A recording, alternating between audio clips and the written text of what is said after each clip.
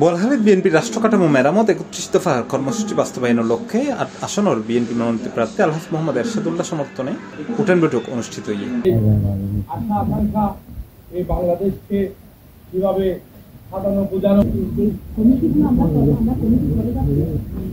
বুধবার নভেম্বরের ৫ তারিখ সন্ধ্যায় উপজেলার কোপাদিয়া ইউনিয়নের ৭ নম্বর ওয়ার্ড বিএনপি ও অঙ্গ সংগঠনের উদ্যোগে ওয়াহিদিয়া মাদ্রাসার মারতাগদি ইস্কান্দার বাড়িতে এই উঠান বৈঠক অনুষ্ঠিত হয়।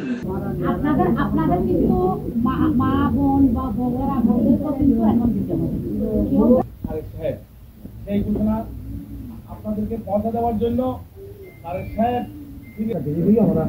ক্ষমা করে দিন।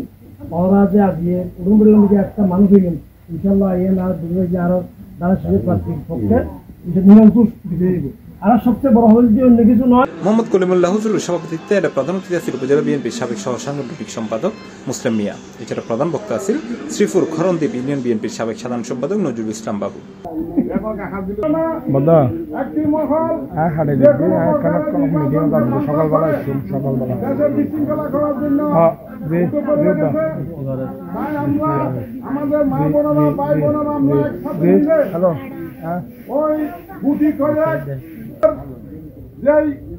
যুদ্ধ অপরাধীর বিচার এটা এখনো চলমান।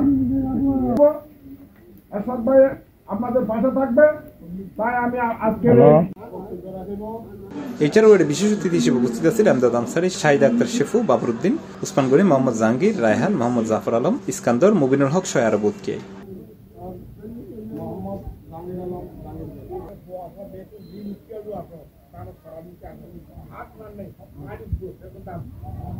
C+ TV Chittagong.